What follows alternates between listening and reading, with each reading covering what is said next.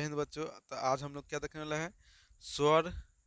क्या देखेंगे? स्वर के भेद। क्या देखेंगे? स्वर के। तो हम लोग पहले देखे थे भाषा और वर्ण विचार देखे थे, और वर्ण के प्रकार देखे थे, मतलब वर्ण के भेद देखे थे।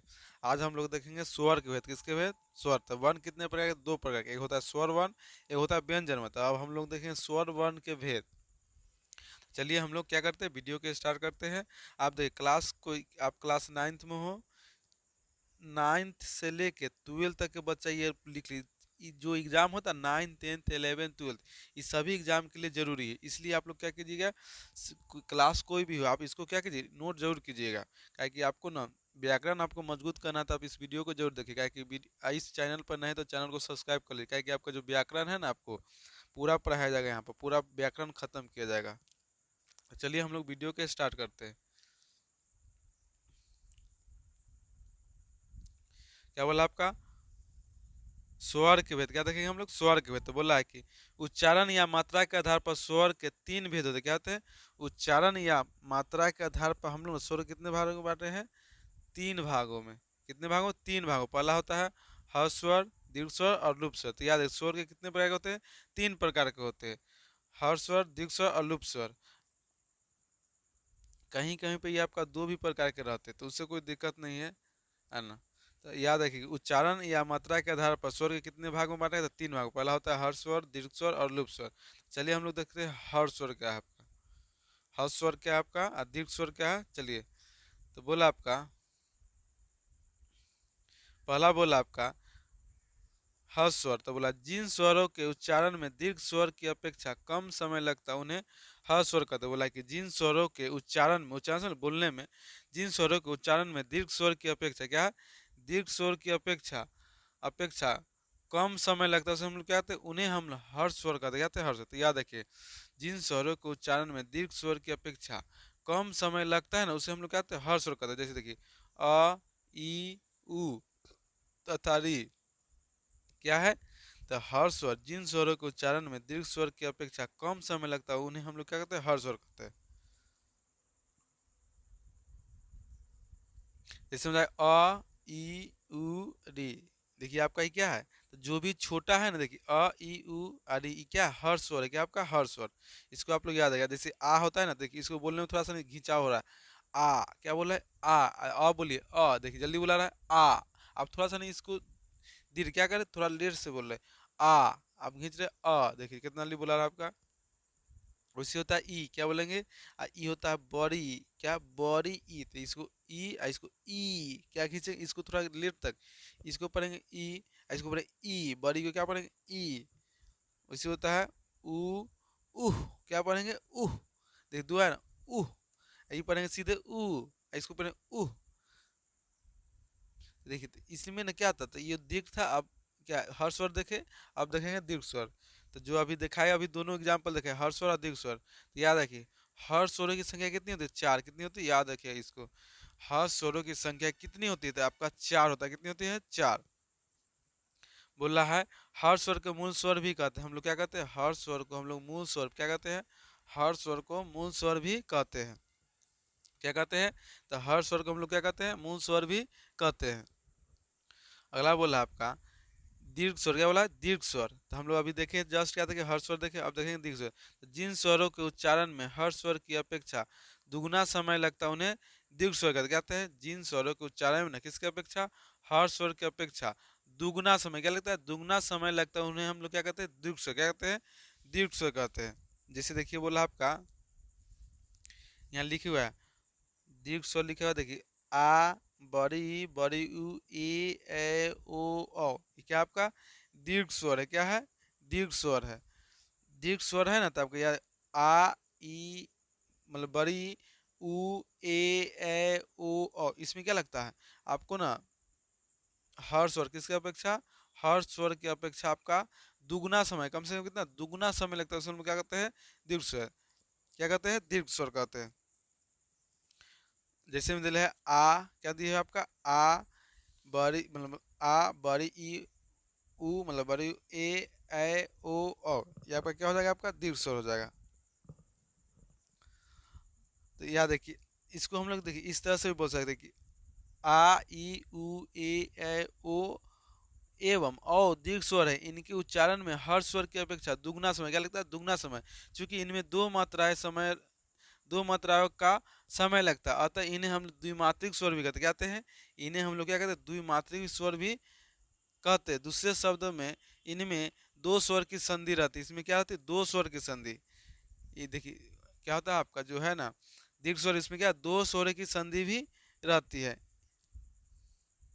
चलिए देखते क्या है, देखिए इसमें देखिए अ आ प्लस अ मिल क्या बनाता है आपका आ, याद रखिए क्या बनाता है आ।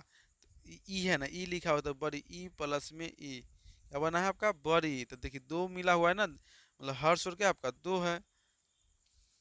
उसके वाला है आपका ऊ, क्या वाला है ऊ, कि हम लोग ऊ प्लस में ऊ, ये आपका ई भी आ जाएगा आपका दीर्घ स्वर, क्या होता है दो कम से कम कितना, तो याद रखिए क्या है, तो जिन स्वरों के उच्चारण में हर स्वर की अपेक्षा दुगना कितना समय ले, दुगना समय लेता है, उसे हम लोग क्या कहते हैं, दीर्घ स्वर, क्या कहते हैं, दीर्घ स्वर कहते हैं। हाँ, अ प्लस में अ क्या हो जाएगा आ, ई प्लस में ई हो जाएगा, उ प्लस में उ, ये आपका है क्या हो जाएगा आपका दीर्घ स्वर हो जाएगा, क्या दीर्घ स्वर। और भी दीर्घ स्वर जैसे ए, देखिए ए का मिल कैसे होता है, अ प्लस में ई क्या बनेगा, अ प्लस में ई मिल के भी ए बनता है, चाहे अ प्लस में बड़ी मिल के, चाहे आ प्लस में ई या आ प्लस में बड़ी, तब क्या बनेगा, सभी से बनता है ए। तो याद रखिए ए आप लोग याद रखिए कि अ प्लस में ई रहे, चाहे आ प्लस में ई रहे, चाहे आ प्लस में बड़ी है, चाहे आ प्लस में बड़ी है, तब भी क्या बनेगा आपका ए, क्या बनेगा ए। अब बोला है ए कैसे बनेगा, तो याद है आ प्लस में ए से किसे मिलकर बनेगा, आ प्लस में ए, आ प्लस में ए से आपका बनेगा ए, क्या बनेगा ए। तो याद रखिए आ प्लस में ए चाहे आ प्लस ए से बनेगा आपका ए। अगला बोला आपका ओ, क्या आपका ओ जाने दो, क्या है ओ, आ प्लस में उ बनेगा ओ, क्या बनेगा आ प्लस में उ बनेगा आपका ओ, आ प्लस में उ बनेगा ओ, आ प्लस में उ बनेगा ओ, आ प्लस में उ बनेगा ओ।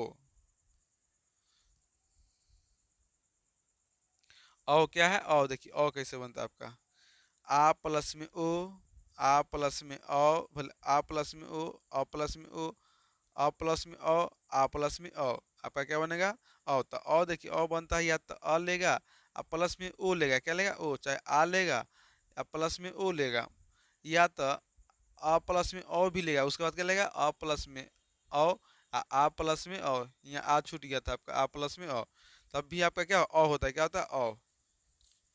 दूसरे शब्द में इनमें क्या दो स्वर की संधि होती है, कितनी स्वर की, इसमें दो स्वर की संधि होती है। तो एक स्वर संधि क्या होता है आपका स्वर संधि होता है, एक होता है संयुक्त स्वर, क्या होता है जैसे ए ऐ ओ और संयुक्त क्या आ जाएगा, संयुक्त स्वर में आ जाएगा आपका। तो याद रखिए जैसे हम लोग दीर्घ स्वर बोलते हैं ना, उसमें दो क्या है, दो सब क्या बोला, दीर्घ स्वर में क्या होता है दो संधि, कितने दो संधि रहती है, जैसे अ आ उ ये हो जाएगा, ए ऐ ओ औ ये आपका हो जाएगा।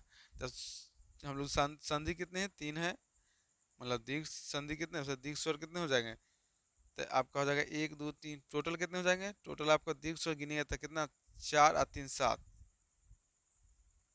सात में आ जाएंगे। अ आ उ तीन हो गया संधि स्वर, संयुक्त स्वर कितने ए ऐ ओ और चार हो जाएगा, कितना चार, चार और तीन सात। जैसे ह स्वर का देखिए, ह स्वर का उच्चारण अर बल क्या बोलेंगे, अर बल दिन उस्म सुत।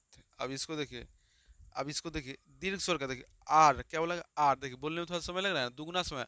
देखिए अर तुरंत बोलेगा आर, बाल, दिन, उष्म, सूत, आपका क्या होगा, इस सभी में बोलने में क्या दुगना समय लग रहा है ऊपर वाला से।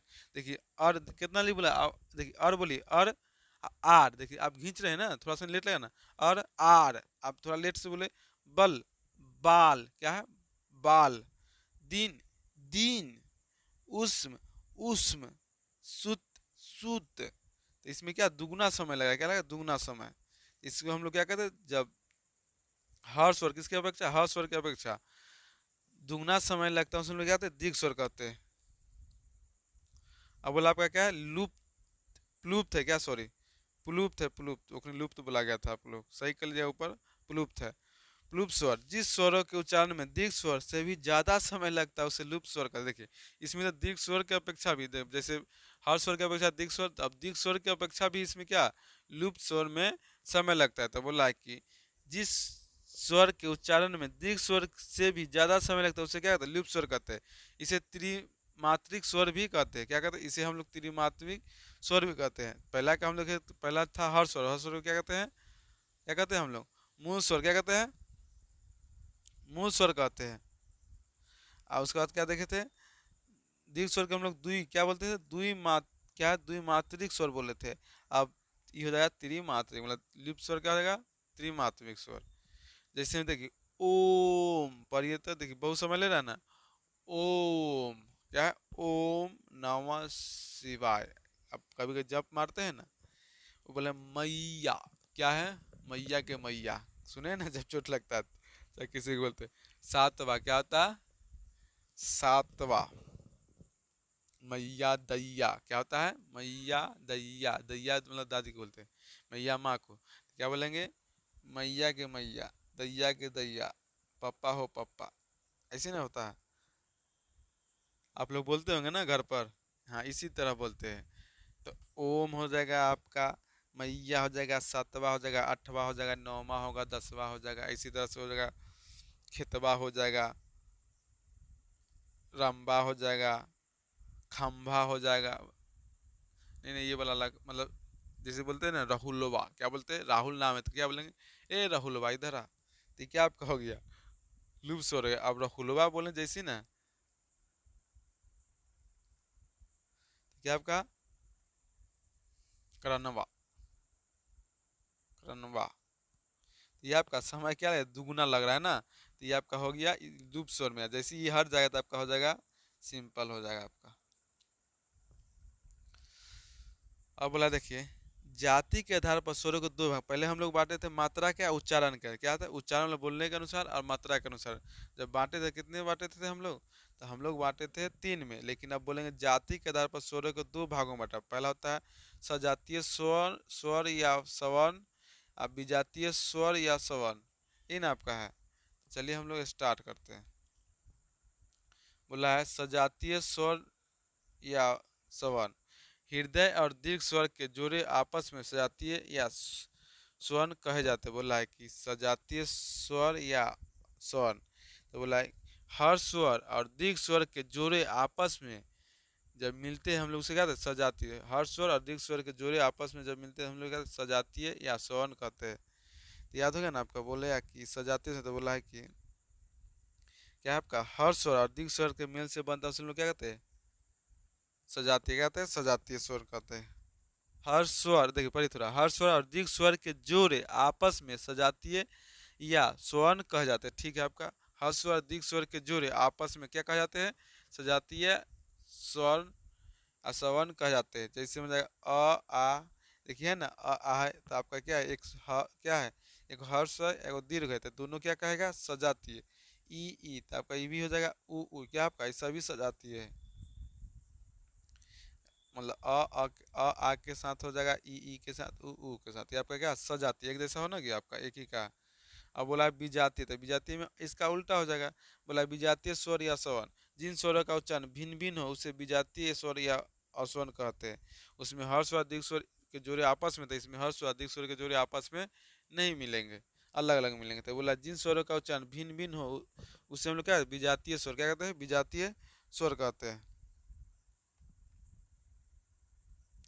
तो इस इनमें क्या होता है इनमें सिर्फ मात्रा में अंतर होता है ना, इनमें देखिए बहुत सारे अंतर हो जाएंगे। बोला है आ उ, बोले ई उ बड़ी ई उ आ ई आदि भी जाती है क्या आपका, आदि सभी क्या है विजाती है क्या आपका विजाती है। तो इसमें क्या अलग है आपका देखिए अ आ के साथ रहने लेकिन किसके साथ ई के साथ, किसके साथ इधर भी वही हाल है आपका। जो बड़ी के साथ है उ ई भी अलग है एक जैसा नहीं ना, मतलब एक जैसा कहना किसके साथ ऐसा ई किसके साथ बड़ी के साथ ऊ किसके साथ बड़ी ऊ के साथ।